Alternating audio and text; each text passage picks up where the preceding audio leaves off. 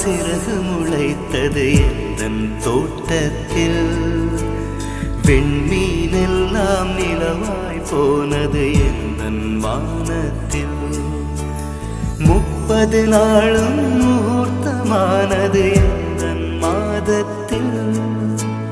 முள்ளில் கூட தேன் துளி கசிந்தது எந்தன் ராகத்தில்.